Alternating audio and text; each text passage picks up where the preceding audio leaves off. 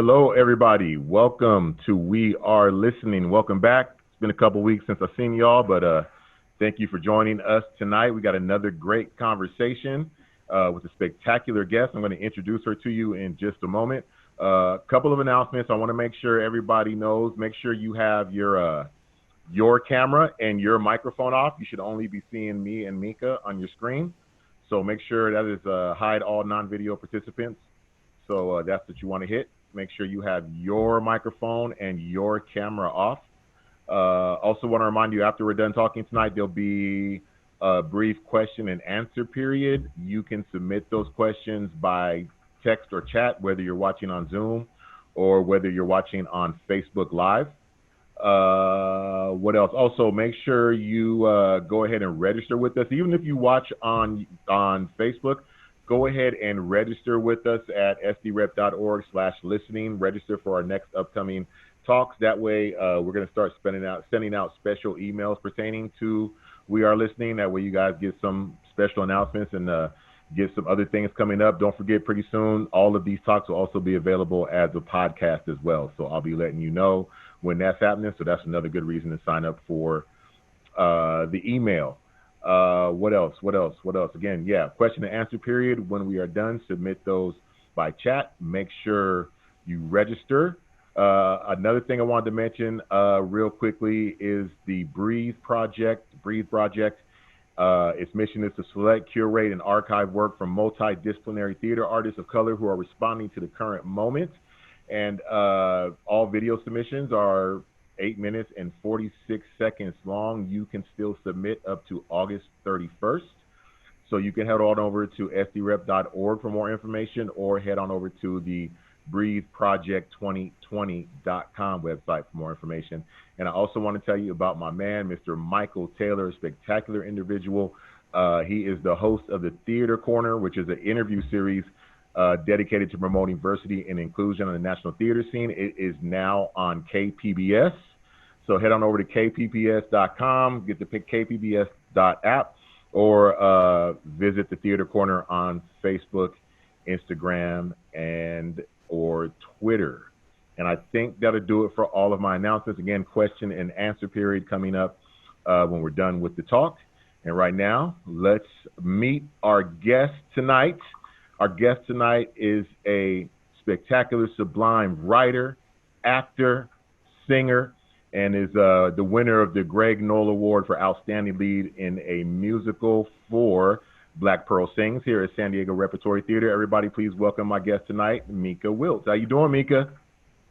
I'm amazed that you called me is how I'm doing. Well, we want to thank you for being with us tonight. A lot of people who are theater members probably recognize you from Black Pearl Sings. And again, right now, congratulations for that award and that performance. Thank you. You're very welcome. And so what we like to do to start the conversation off is, like I said, everybody can read bios all day long, but I want everybody to hear from you, who you are, and kind of how you got your start in theater and how we end up where we are today. It's a really interesting question for me to answer every single time. I started in Atlanta, Georgia at 4 years old, just singing the alphabet. And then somebody said I could sing the alphabet. And then they said, you need to have some training. And then my mother went to Spelman, and she knew people that trained singers. And so I remember going into her home at 4 years old, and she said she didn't want to touch me. She didn't want to touch my voice. And so she said she knew of a choir that was started by this Polish couple. And I don't even know where they started. I don't know where they're from, but I know that they ended in Atlanta, the Ortlips. And the Young Singers of Callanwald worked with Robert Shaw, who is the Grammy Award-winning conductor that I sang under at the Atlanta Symphony. Anyway, you can look him up. He started them on their 20-something year stint of winning Grammys. There you go. And so I started singing with the Young Singers of Callanwald, and he taught us how to sing.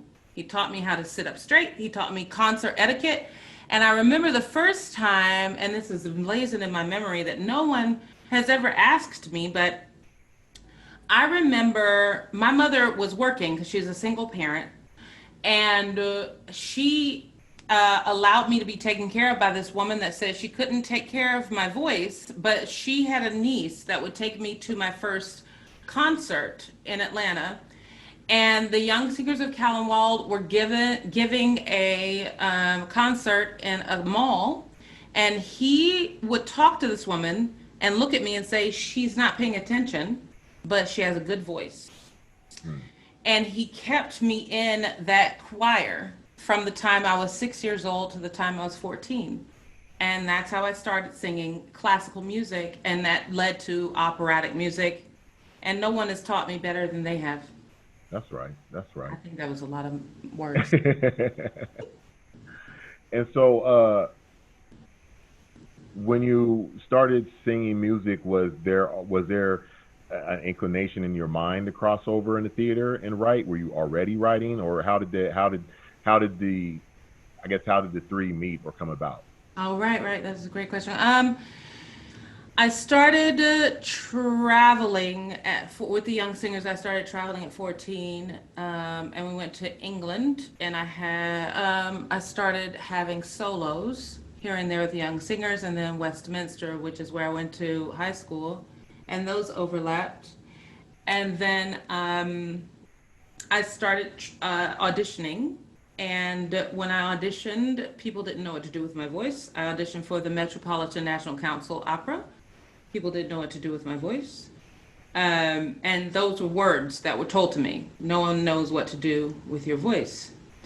And so I went to school. The first place I wanted to go and be a shepherdess in Macedonia. No joke. I really wanted to be a shepherdess in Macedonia. Just because I wanted to get out of America. And also, I was raised in a very fundamentalist Christian Hmm. background, which has this influence in how you live your life, which I don't even know. I don't know how to have a conversation about that right now. It's a really strange, I feel you. and I'm Black, and so yeah, Yeah. yeah. Yeah. So this whole underlying thing where you're trying to live your life based on how you're fitting into an Anglican society, and Yeah. then yeah, you get it. Yeah.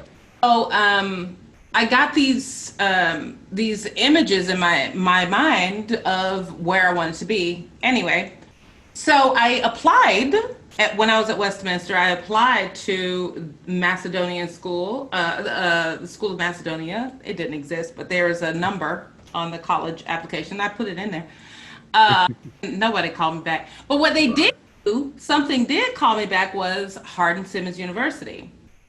And I went to Hardin Simmons University, and I started singing, but I never felt fulfilled. But that's a whole nother conversation. Right. Right. Happened was when I decided that I was going to be an actor, or when I decided I was going to leave college.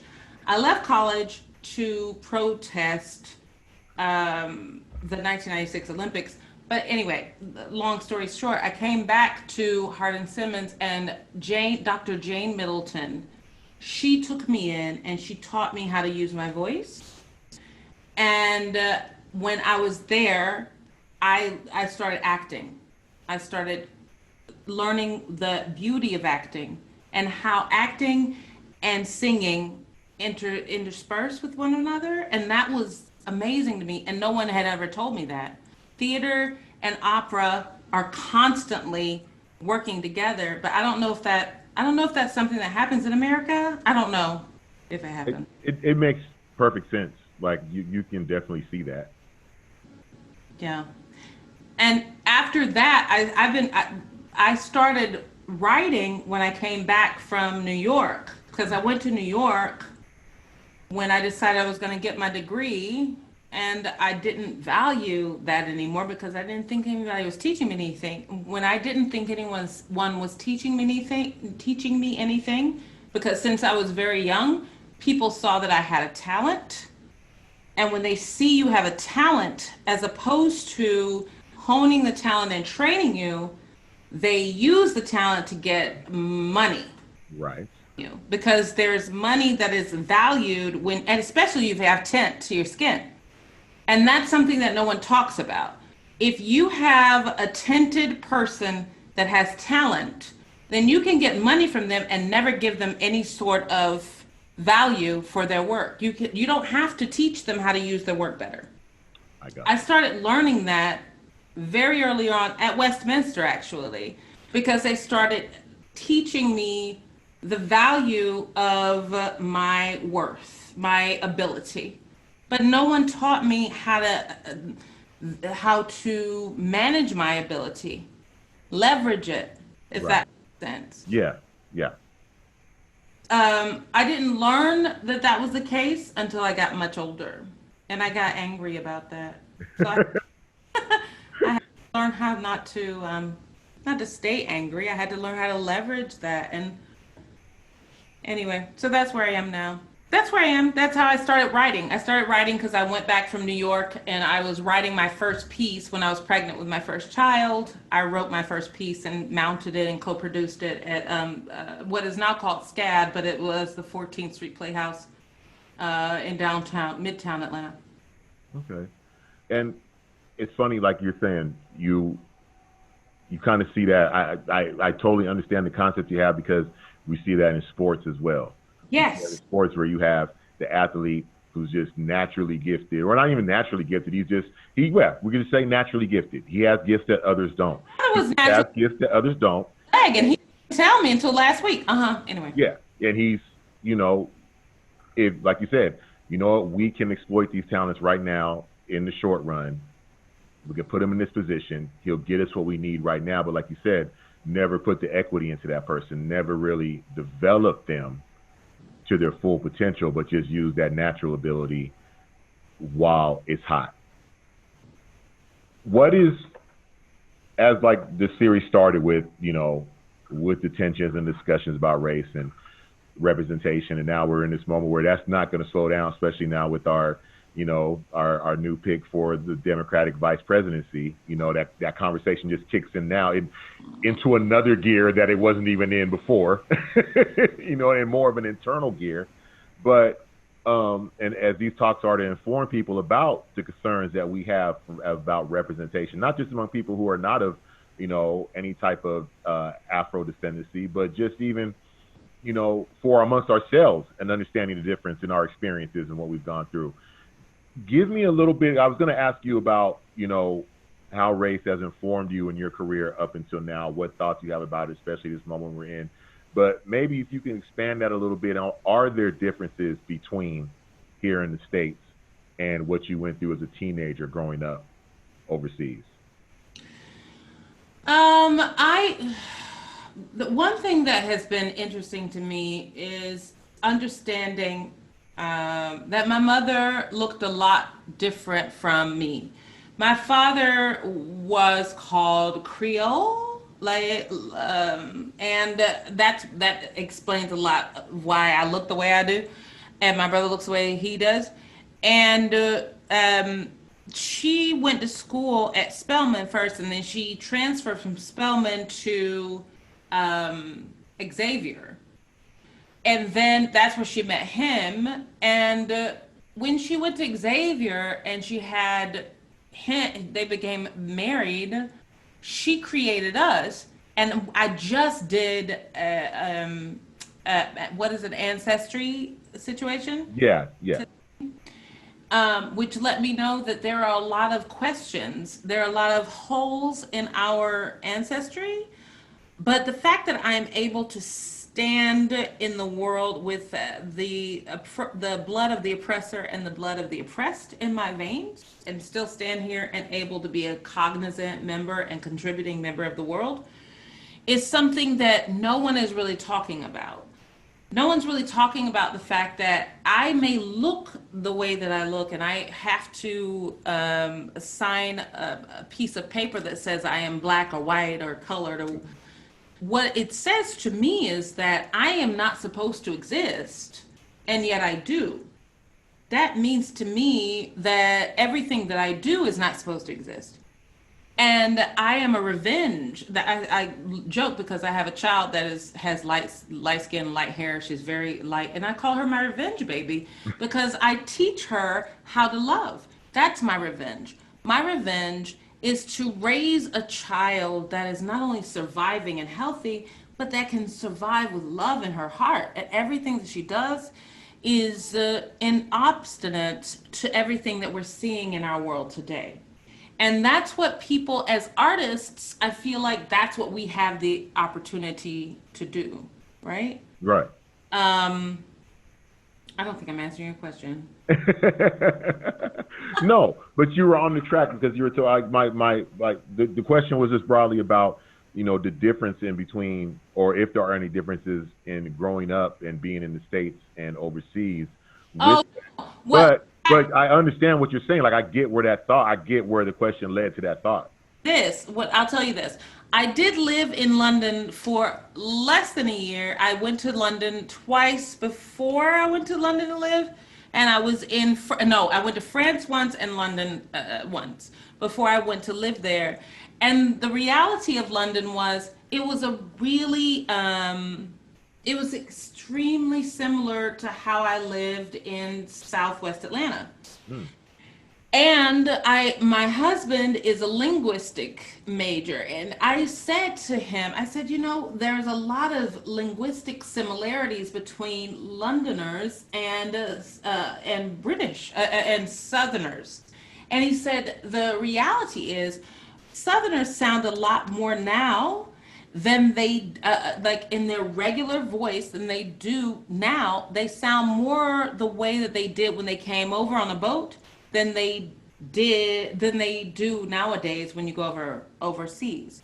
So if you talk to a British person now in London, they don't sound nearly as similar to the British voice than they do to a Southern white person here, Right. which is really interesting. And I don't know, have you spent any time in the South? Oh yeah. Yeah. Yeah. My whole family's from. I spent most of my summers and winters in the South. If you ever spend time in the South and then have the opportunity to listen, you can listen to it online. Listen to British people who Hmm. speak.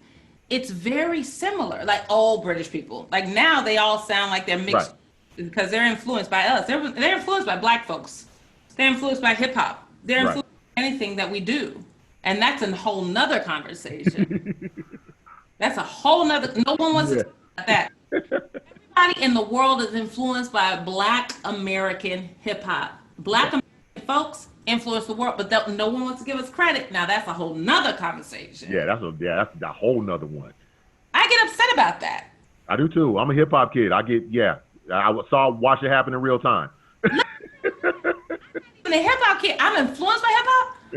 Support y'all. But what I'm really upset about is that the rest of the world wants to talk about Black Americans like we ain't contributed. We have changed the world.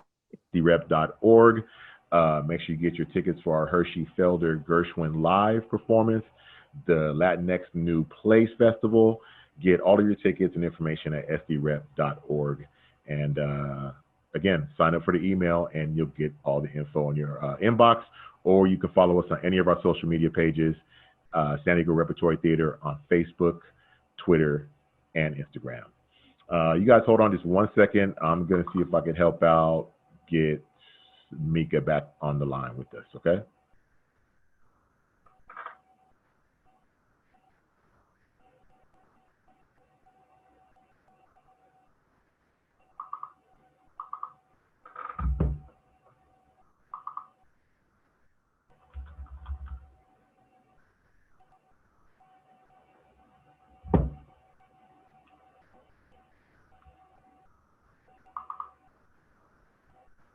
Everybody just hold on 1 second. We'll be right back.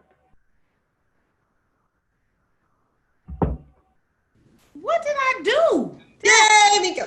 What did I do? I don't know. I don't know. That's all that energy. You shorten things out. That's that's all that passion right there.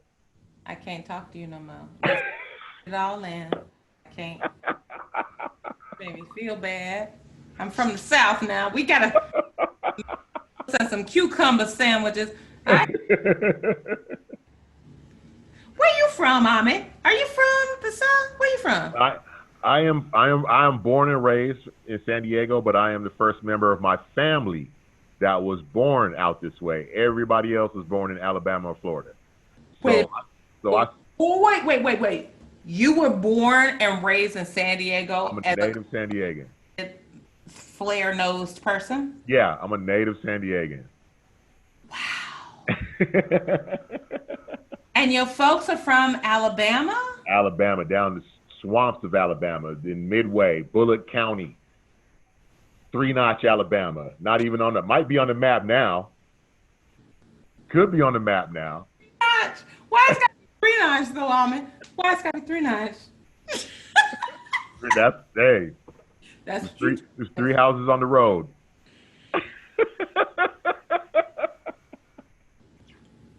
I love it. Let me make sure. Are we back? Are we back, y'all? Are we back? I'm sorry. No, that's, please. Are we back, you guys? Okay, we're back. Okay, tell me what. All right.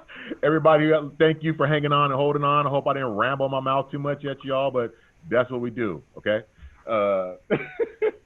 Thank you, Minka, for returning. Appreciate it. So we were, where were we? We were somewhere in the understanding of the worth of the tinted skin and your experience living in Europe and how that informed, like, so we were kind of in Europe area, right, coming back out a little bit. Well, this is the thing. I have been trained in Southwest Atlanta, in the house of the founders of the Coca-Cola empire, the Woodruff, the Callenwald, Young Singers of Callenwald was worked out of the Callenwald mansion, which is one of the mansions of the people that founded, the Candlers that founded Coca-Cola. And they put a lot of money into Atlanta. So if you look up Coca-Cola and the Woodruffs, the Callenwalds and the Woodruffs, you will find how Coca-Cola started, basically, and they all started in Atlanta. So I went to the Young Singers of Callenwald, which was in the Callenwald mansion, and from the time I was 6 years old to the time I was 14, because at that moment in their history, they wouldn't let you go beyond 14 years old. They started to extend it, from what I understand, later on, but whatever. And then they worked with Robert Shaw, who has a Kennedy Awards. He was granted a Kennedy Award. I don't know if any people know what the Kennedy Awards is. Anyway, he was granted Kennedy Awards because he was the one, Robert Shaw gave the precedent, started the precedent for the Atlanta Symphony Orchestra to gain the Grammys. He started Grammys. And so we started singing with him when I was very, very young. But with all of that said, I learned how to sing. I learned how to breathe. I learned how to sit properly. I learned proper concert etiquette. So if you asked me to sing properly, I know how to do that. I know how to sit not only in concert etiquette, but if you're asking me to go into any sort of elegant environment, then I know how to do that because I was taught from the time I was 6 years old to the time I was 14. But I don't think anybody talks about that. No one talks about how you train a child to be in their most elegant form. You know, how to breathe properly, how to sit properly, how to stand up, sit down. And I think that's something I would like to talk to someone about. And is that a European fascism? Is that like some sort of, you know, like, is that wrong to teach someone how to do? I don't think it's wrong. But I know in America that's somewhat reserved for the people who have a lot of money. Right. But I grew up in the projects. Right.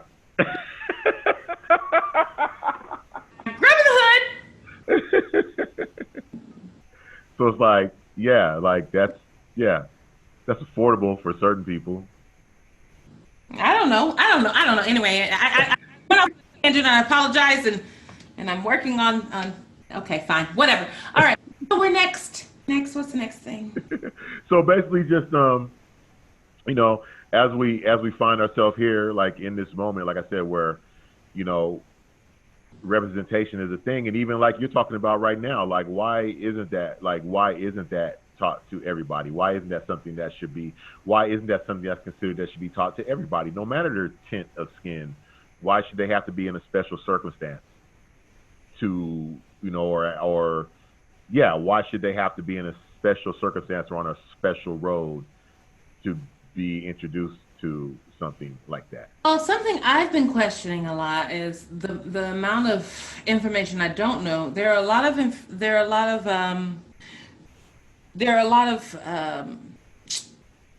historically, there are a lot of cultures that taught people how to sit up straight before Europe was Right, ever known. right, And I want to know more about that.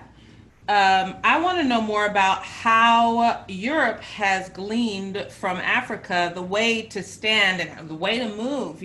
There are dance moves that have come from Africa that no one wants to talk about, and I'm interested in the fact that Paul Robeson, hmm, was talking about Bach being the what Bach gave to us as his terminology, musical terminology that started in Africa. Why aren't we investing in finding more out about that? But I don't know how to ask those questions. I'm not interested in going. I went to so much schooling into into parochial school and then preparatory school, and it made me sick because they all they cared about was my ability. hmm, I'm not interested in going back, but I know that there are people that have the stomach to go into what they can find. And I found out that in Oxford they're studying hip hop. So if they're studying hip hop, that means they were studying Africa long before that. right, So I'm interested in learning what we can find out in terms of the rhythmicity that has come into our society that we don't know anything about. right, right, That's my question. Like, how are we really giving to ourselves to something that has been negated from our melanin, but no one wants to talk about that. right. And we have to go pull that out and bring it. Right. We got to go pull it out and bring it. And then it's funny because, like you said, those elements are used. They've been being used, but when you go pull it out to bring it, it's like, no, don't bring that knowledge. But you're using, yeah, but we just want to use it. We Yeah. don't want to talk about where it came from. I think now is the best time to do it, though.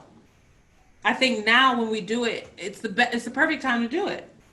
If you can do it now and figure out a way to envelop 10 seconds, 20 seconds, a minute, and then you go back into the mind of all this conversation that has been taken from us, because that's basically what's happened.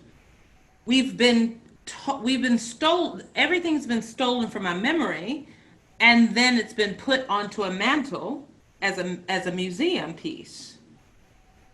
Right.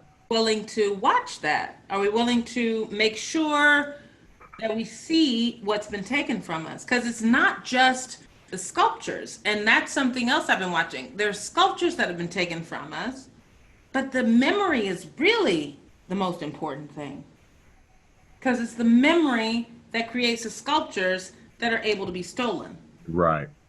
But the really important thing is, how do you process the image of our rhythm? Right. Right. And I guess, how do we? Because like you said, this is the moment to do it. If it's going to be done, this is the moment to do it. What kind of ideas, like, no matter how concrete or how abstract, do you have, and how to make sure that happens in this moment? Because there are a lot of ears, or there's a lot of people who say they have their ears open, and there's a lot of Right now, we're still in a lot of talk stage about, new initiatives and things like that. What kind of pressure do we put on? Is it our place to put the pressure? In your idea, what forms of pressure do we exert at this time right now to make sure people are honoring what they're saying? For me, I'm an opera singer. I sing opera. I'm an operatic singer. I'm a writer, and I feel like the most important pressure is to create an environment where no one is able to fishbowl us as Black people. So creating an environment where we're in a place where Black people create with no white eyes on us whatsoever. Period. And then when we decide that we're going to present something, we present it. And for me, I would love, and I don't know how many opera singers or creators or producers or conductors would be willing to do this, but I would love to have this incubator mode where we create something that doesn't sound anything like quote unquote Western opera, but I know that we have trained ourselves vocally to do this, but we've also we have lived our lives around R&B. We've lived our lives around jazz, which is a kind of classical blues thing that was created by Black folks and white folks. I would love to have this place where we have an incubator, and then all that we let out is what we're ready for them to see, and we have something sacred unto ourselves. That's my dream. My dream Right. has been for years, where I just have a place where we don't have to be scrutinized anymore. We're just loved. We question each other, fine, but we're not scrutinized by white folks who are just living white. And, if you In other love, words, you just love. just to have a chance to have just a pure whatever comes out of that space without any outside rules or influence to be placed upon the culture. We are colorists beyond belief. Like the thing about the colorism, the thing about how we see each other, like the hair. I'm from Hmm. Atlanta, so like I'm from Atlanta, but my dad is from New Orleans. It's just this whole thing we have to face ourselves, but we know that the beauty of what we create is not up to revision to white people. You know what I mean? I Yeah, mean yeah. that's what I mean. I Now, mean, it's like you were talking about hip hop. Those early days of hip hop. When you were trying to get mixtapes and trying to get those DJ knowing it was some Africa Bambaataa up to Cool Herc up to like I'm talking when it was back then. It's like you were saying, it wasn't touched by anybody else. That was coming straight out of basements, straight out of garages, and it was finding its way through the cracks, you know, on the people's radios and in the people's houses. It was just that. Later on came the commercial injections and the things, and it didn't resemble what it was and what we called the golden age of hip hop for a reason, because at that point uh, it was untouched and it was raw. It wasn't commercialized, not to the extent that it became the giant record companies, even if they were trying to get their money on it, they didn't know how to tweak it yet because it was something so new and pure. So I understand what you're saying. Why should there not be that space in opera? Why should there not be something well, like that in theater? did beautifully. You basically outlined everything for hip hop. And the thing is, as a black woman, I haven't heard any black person talk about their experience in opera the way that they talk about hip hop, but I have felt it in opera the way that you described it in hip hop, but not one black opera singer has talked to me about it in that way. In those terms. I'm the one that does it. Like, I'm not saying I'm the one, but I'm saying that I'm the only person. I've never. And what I want to do is sing. When I sing opera, I do something other. And Rochelle Farrell is the only person I've heard that I'm compared to. And I can't think of another one. There's Ngala. She's from Europe or whatever, but she does some. Michelle Farrell is so underrated, so not talked about. So such an underrated, so ridiculously, like ridiculously. And I don't. I mean, we are very different, and that's the thing. Like, anyway, it's something that they I don't expect opera to acknowledge me. I don't expect opera to acknowledge her, but I do expect us to figure out something that is operatically our own. And opera just means work. If opera just means work, then we should, of all people in the world, we should be the ones that create our own operas, period. Our Right. own stories with these voices. And I can train people to sing. I know I can. I can't speak for Rochelle, but I can train a singer.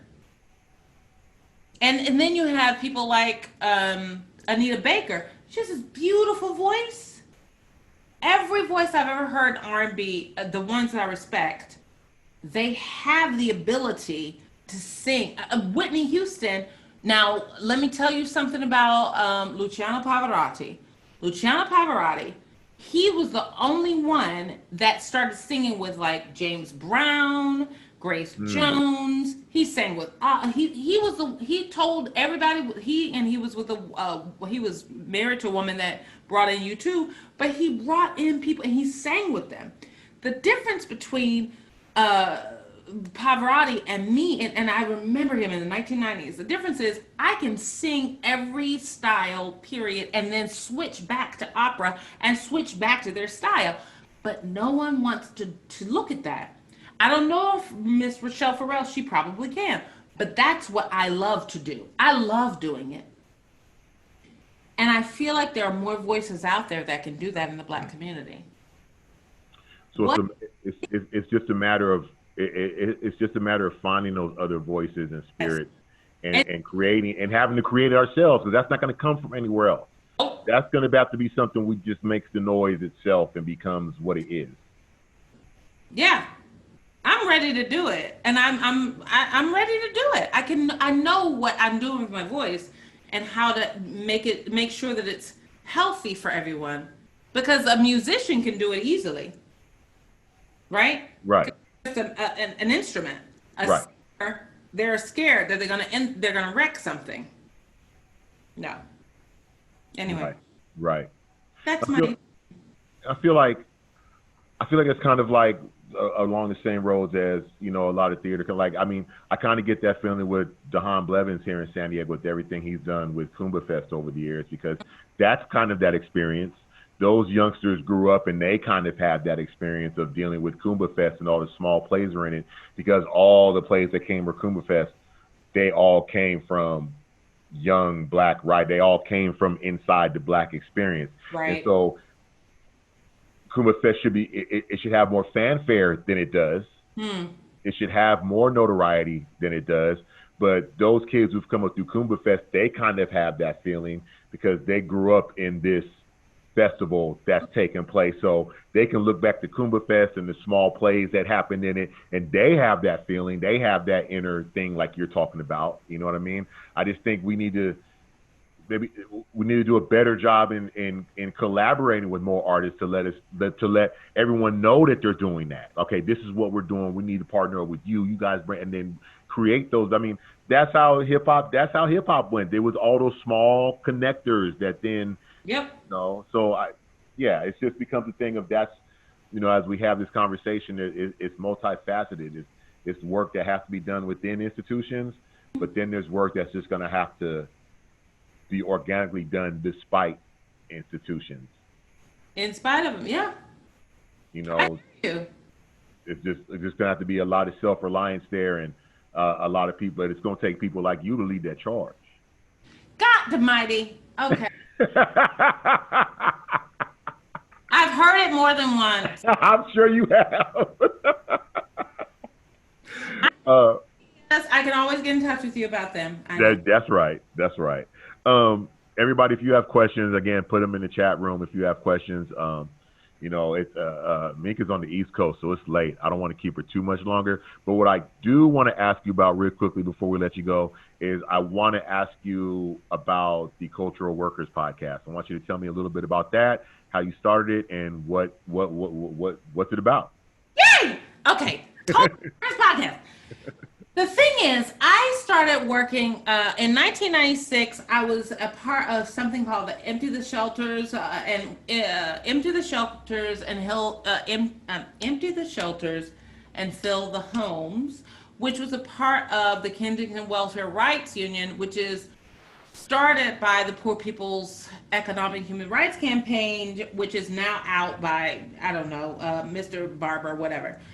And so we were challenging what was happening in Atlanta during the 1996 Olympics, encroaching 1996 Olympics. Mm-hmm. And I was at school at Westminster, and I was in an alternative group, an alternative class.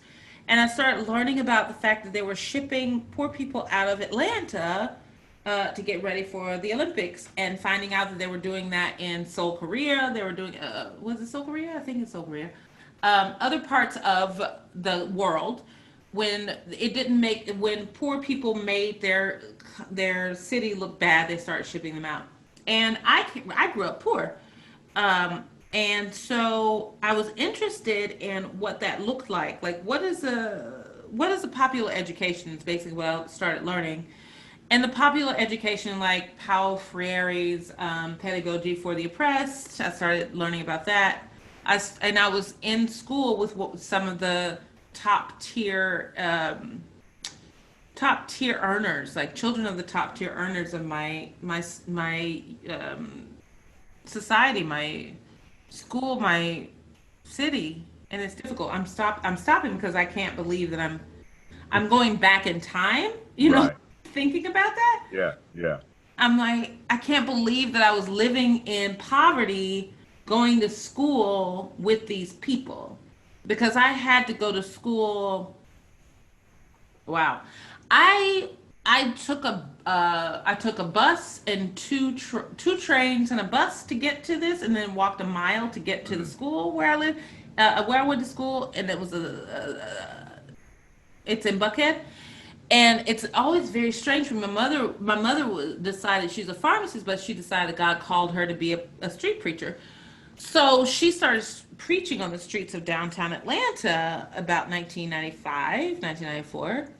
And I wrote a script about it. But I was also next to her doing that. And I think about these things, and I think about how I was learning.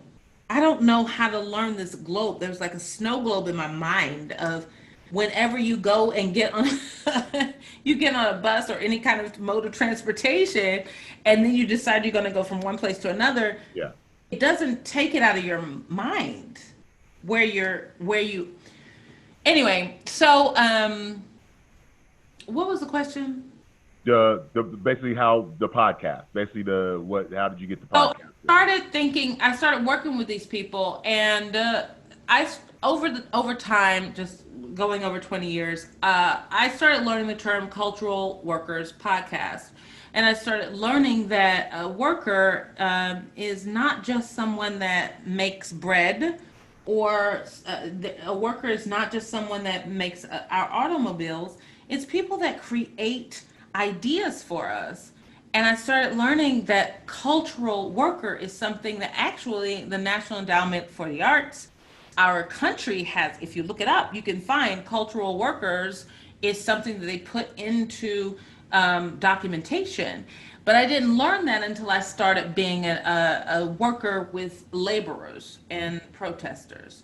So the Cultural Workers Podcast is something that I came up with, but I still struggle with other artists like me to understand that they are workers, because we deserve to get unionized. We deserve to get union fees. We deserve to get monies. We deserve to get treated well for the work that we put into the world. Because it's hard work. It is hard work. It's hard work. People don't understand it's hard work. They don't get it.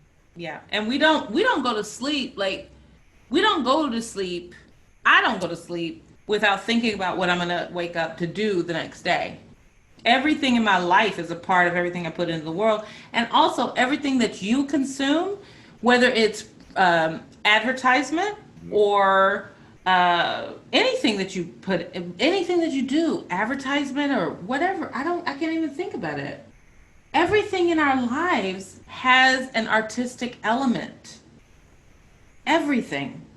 Take art out of it and you have no existence whatsoever. And I don't, I would love for that to be an artistic exercise for people. Yeah, because especially right now, right now with the situation with COVID and everything halted, and people outside the arts, it's something they consume. They see it, they assume it just pops up there, and to everyone who worked on it was just sipping Perrier in between shots, and everything was fine. They don't understand that this is working. How many people are out of work right now from the arts?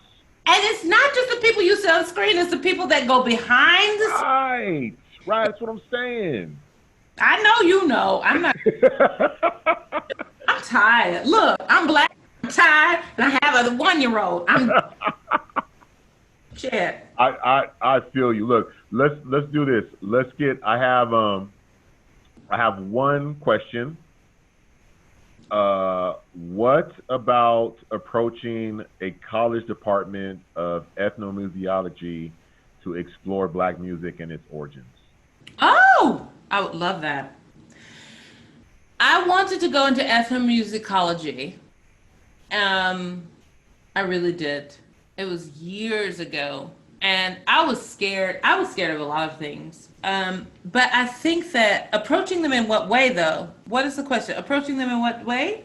I think, I think in I think like in response to the idea you had about trying to form this organic space about is there something there in approaching a college department about because a lot of college departments are you might come up on that liberal professor or that liberal department that might be like, hey, yeah, go do this.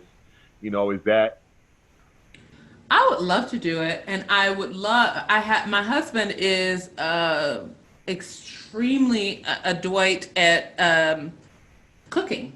He loves cooking, and he loves learning the history of culinary arts. And I told him I had this idea where I had this idea where I would learn the historical singing of that area. And if I didn't sing it well, then I would have to eat his worst culinary cooking of that area. Like they would tell him the best thing they love to eat and the worst thing they love to right? eat. So he would have to learn how to cook both, and then I would have to learn how to sing. If I learned how to sing the best, and I would sing for your supper is the name of it. And if I could sing everything classically that they learned, then if I sang it well according to them, then I would eat like a queen. If I sang it if I didn't sing it to their liking, then I would eat the worst thing that they were supposed to eat. Every culture has a cooking and a culinary best and a culinary worst. Right, right, right, right. I think that would be lovely. I don't know. I think that would be great to talk to other groups. I think that'd be great all over the world. But would I do it with the universities, or would I do it with? I don't know how many communities would be willing to talk to us. You know Right, what I mean? right, right. Yeah, I guess like we said, like with everything, this would be the time, to explore that. Yeah, I think that's a good idea. Though, thank you. That's wonderful. Yeah, yeah. In fact, because she said there is a department at UCLA, they're often looking for projects of that. So, yeah, that didn't cross my mind at all. Um, Do it. Come on now. You can do the video. there you go. Right there. I can handle that part. Oh, um, can you believe? I know it's late. I know you're 3 hours ahead of me, so that I know that puts you at about 11 o'clock right now. Yeah. Before I let you go, I just want to give you a chance to talk about anything that you would like people to go on the interwebs and look at, or pay attention to, or check out. Oh, Right now, I'm just I'm working on the Cultural Workers podcast, but I'm also working on my idea of a new concept for merging artists, where I talk to artists who don't seem like they would ever talk to each other, and creating a new art concept. And that's new. I've never talked to anyone about that. I would love for people to get in touch with me in terms of what I put up for the Cultural Workers podcast. Um, and I'm putting out a new short film with my baby girl, called My Way, because I'm just so done with my child. So I'm putting that out on the 29th. And we're moving to Bloomington, Indiana. Oh, wow. Yeah. And so we'll be closer, hopefully closer to everywhere. I just want to make movies. I want to make movies. I want to make film. So if you have any ideas, I have another idea that I'm working on right now. The Funeral Singer is one, and um, I want to work with people of color. I want to work with That's people right. of color. I want to film, um, and I have good ideas. I'm a good writer. I can't even think. I mean, just put in Minka Weltz. I don't know. Put in Minka. Why don't you do this? Put in Minka Weltz in a Google search and see what you like. And to take you right to her website. They take you right to her website. I'll play the dead person in the funeral. I said,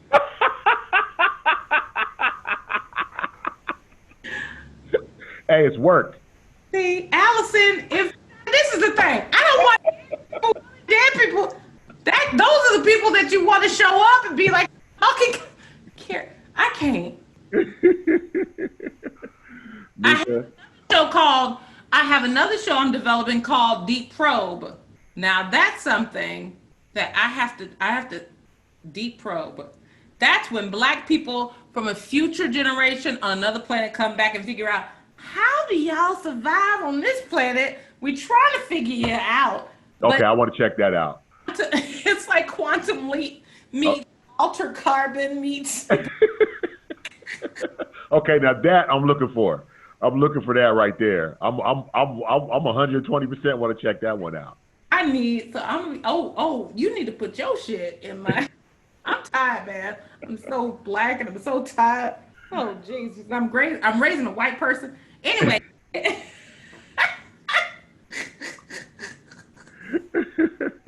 Well, Minka, look, I'm gonna let you go. Thank I you want so to much. I want to thank you for joining us. I really appreciate it. Thank you for the conversation. Thank you for staying up late to talk to me. It was so good. Everybody go to minkawiltz.com. Check out everything going on, and make sure you check out the Cultural Workers podcast. And that's pretty much available everywhere, right, Minka? I know it's on Spotify, it's on Anchor, Anchor. Cultural Workers podcast. Make sure you check it out. And you guys, make sure you come back and join me on August 27th with Bill Wright and Ebony Muse. He's amazing. Minka, thank you very much. Thank you, sir. All right, and I'll talk to you soon. Bye, everybody.